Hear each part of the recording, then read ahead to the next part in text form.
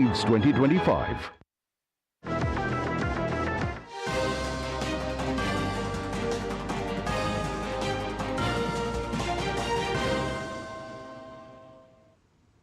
नमस्कार, DD news के इस विशेष समाचार प्रसारण में आप सभी का स्वागत है। मैं हूं आंचल गुलाटी गुंबर और मेरे साथ हैं मेरे सहयोगी शरद।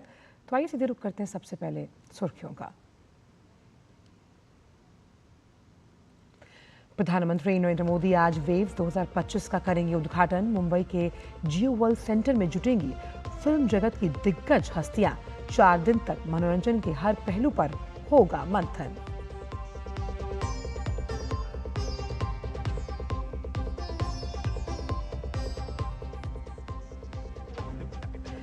पहलगाम हमले के बाद भारत ने पाकिस्तान के खिलाफ उठाए एक और सख्त कदम। 23 मई तक पाकिस्तानी विमानों के भारतीय हवाई क्षेत्र में प्रवेश पर रोक।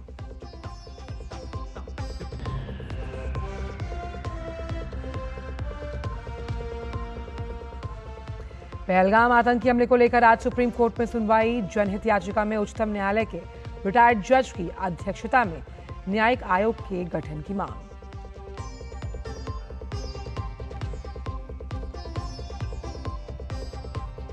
यूक्रेन और अमेरिका के बीच दुर्लभ खनिज समझौते पर हस्ताक्षर। वहीं अमेरिका यूक्रेन के पुनर्निर्माण में करेगा मदद।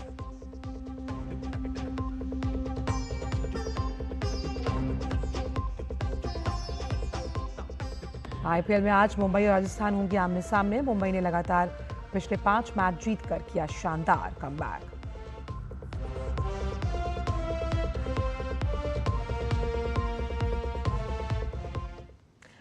और अब जानते हैं सभी खबरों को विस्तार के साथ। प्रधानमंत्री नरेंद्र मोदी मुंबई में world audio visual and entertainment summit waves 2025 का उद्घाटन करेंगे।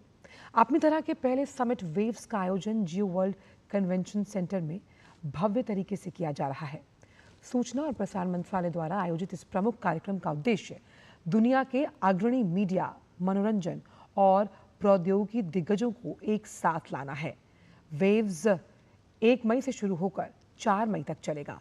वेव्स 2025 में 90 से ज्यादा देशों के लोग हिस्सा लेंगे, जिसमें करीबन 10,000 से ज्यादा प्रतिनिधि, 1,000 क्रिएटर्स, 300 से ज्यादा कंपनीज और 350 से ज्यादा स्टार्टअप शामिल होंगे। इस शिखर सम्मेलन में 42 पूर्ण सत्र, 39 ब्रेकआउट सेशंस और 32 मास्टर क्लासेस होने वाली हैं।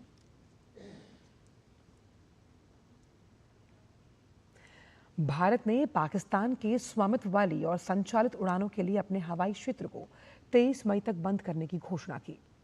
कुछ दिन पहले इस्लामाबाद ने भारतीय विमानन कंपनियों के स्वामित्व वाली और संचालित सभी उड़ानों के लिए अपने हवाई क्षेत्र को बंद करने का फैसला किया था। भारत ने इस संबंध में नोटम यानी नोटिस टू एयरमैन जारी किया है। इसके तहत पाकिस्तानी विमानों को 23 मई तक भारतीय हवाई क्षेत्र में प्रवेश करने से रोक दिया गया। ये कदम जम्मू कश्मीर के पहलगाम में हुए आतंकवादी हमले के बाद भारत और पाकिस्तान के बीच बढ़ते तनाव को लेकर उठाया गया। इस हमले में 26 लोगों ने अपनी जान गंवाई, जिनमें अधिकतर पर्यटक थे। नोटम के अनुसार ये प्रतिबंध 30 अप्रैल से 23 मई तक प्रभावी रहेगा। नागरिक उड्डयन मंत्रालय ने बताया कि इस अवधि के दौरान भारतीय हवाई क्षेत्र पाकिस्तान में पंजीकृत विमानों, पाकिस्तानी एयरलाइंस या ऑपरेटर्स द्वारा संचालित स्वामित्व वाले या पट्टे पर लिए गए विमानों के लिए उपलब्ध नहीं है, जिनमें सैन्य विमान शामिल हैं। रुक करते अगली खबर का। पहलगाम में हुए आतंकी हमले को लेकर दायर जनहित याचिका पर सुप्रीम कोर्ट आज सुनवाई करेगा। याचिका में पहलगाम हमले की जांच के लिए सुप्रीम कोर्ट के रिटायर्ड जज की अध्यक्षता एक न्यायिक आयोग के गठन की मांग की गई है। इसके अलावा याचिका में केंद्र शासित प्रदेश जम्मू कश्मीर, सीआरपीएफ, एनआईए को जम्मू कश्मीर के टूरिस्ट इलाकों में नागरिकों की सुरक्षा सुनिश्चित करने के लिए एक्शन प्लान तैयार करने का निर्देश देने की भी मांग इस याचिका में की गई है। वहीं इसमें यह कहा गया कि कोर्ट केंद्र सरकार को निर्देश दे कि वो इस हमले की जवाबदेही सुनिश्चित करे और एसआईटी का गठन किया जाए। याचिकाकर्ताओं में फतेश कुमार साहू, जम्मू कश्मीर के रहने वाले मोहम्मद जुनैद और विकी कुमार शामिल हैं।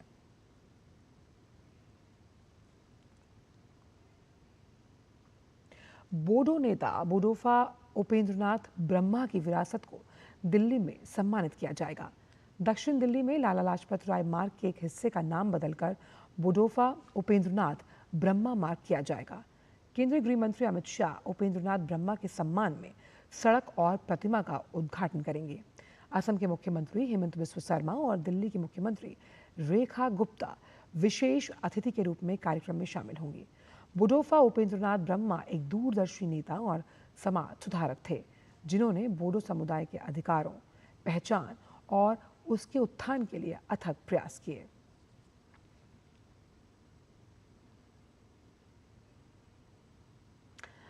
अंगोला के राष्ट्रपति जोआओ मैनुअल गोंकालेव्स लोरांको भारत की 4 दिन की राजकीय यात्रा पर आज नई दिल्ली पहुंचेंगे। उनके साथ उच्च स्तरीय प्रतिनिधिमंडल भी आ रहा है, जिसमें मंत्री, वरिष्ठ अधिकारी, उद्योगपति और मीडिया से जुड़े प्रतिनिधि भी शामिल हैं। 38 साल बाद किसी अंगोला राष्ट्रपति की यह पहली भारत यात्रा होगी।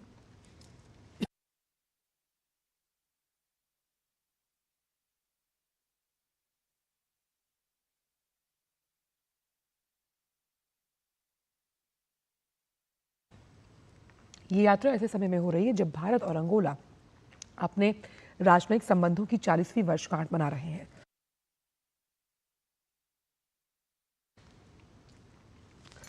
उनके कार्यक्रम के अनुसार 3 मई को राष्ट्रपति लोरांको का राष्ट्रपति भवन में औपचारिक स्वागत किया जाएगा। साथ ही राष्ट्रपति द्रौपदी मुर्मू से भेंट करने का भी कार्यक्रम है। साथ ही उनके सम्मान में रात्रि भोज भी वो देंगी और साथ ही प्रधानमंत्री नरेंद्र मोदी के साथ भी प्रतिनिधिमंडल स्तर की वार्ता तय है। इसमें व्यापार, ऊर्जा, रक्षा के साथ सहयोग को बढ़ावा देने पर चर्चा होगी।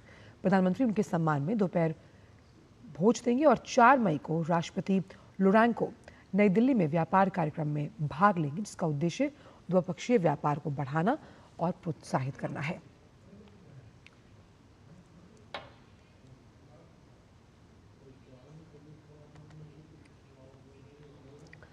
सारनाथ के पवित्र बुद्ध अवशेष को आज वियतनाम भेजा जाएगा।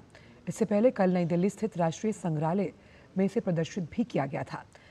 संस्कृति मंत्रालय पहली बार वियतनाम में सारनाथ के पवित्र बुद्ध अवशेष की प्रदर्शनी आयोजित कर रहा है, जो संयुक्त राष्ट्र दिवस वेसाक 2025 के भव्य समारोह के दौरान आयोजित की जाएगी। ये प्रदर्शनी अंतर्राष्ट्रीय बौद्ध परिसंघ के सहयोग से आयोजित की जा रही है। अवशेष को बुधवार को सारनाथ के मूल गंध कुटी विहार से दिल्ली लाया गया और प्रार्थना और ध्यान के लिए राष्ट्रीय संग्रहालय में रखा गया है। अवशेष को वरिष्ठ भिक्षुओं की देखरेख में भारतीय वायुसेना के विशेष विमान से वियतनाम ले जाया जाएगा। एक उच्च स्तरीय प्रतिनिधिमंडल पवित्र प्रदर्शनी समारोह में भाग लेगा।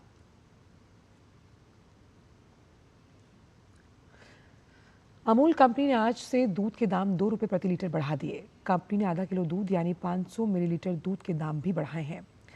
अमूल के छोटे पैक यानी आधा लीटर वाले दूध के पाउच के दाम भी 1 रुपये प्रति लीटर बढ़ जाएंगे और इस बढ़ती कीमत का असर full cream, tone, double tone और गाय के दूध जैसे सभी तरह के पाउचेस पर देखने को मिलेगी। मदर डेयरी ने भी बुधवार से दूध की कीमतों में 2 रुपये प्रति लीटर की बढ़ोतरी की थी।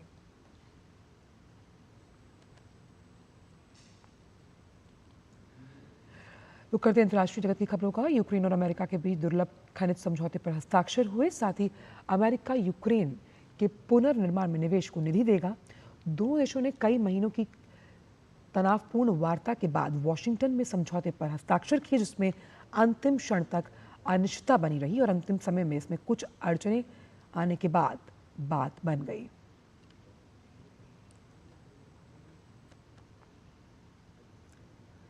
खबर इजराइल से, जहां के यरूशलेम शहर के बाहरी इलाकों में बुधवार को आग लगी। ये आग एश्ताओल के जंगल में लगी, जो तेजी से फैल रही है। इसकी चपेट में कई सड़कें आई, जिसकी वजह से लोगों को अपने वाहनों को सड़कों पर छोड़कर भागना पड़ा। इसके अलावा कई रिहायशी इलाकों से लोगों को खाली करवाया गया। सरकार ने हालात को काबू करने के लिए सेना को तैनात किया है।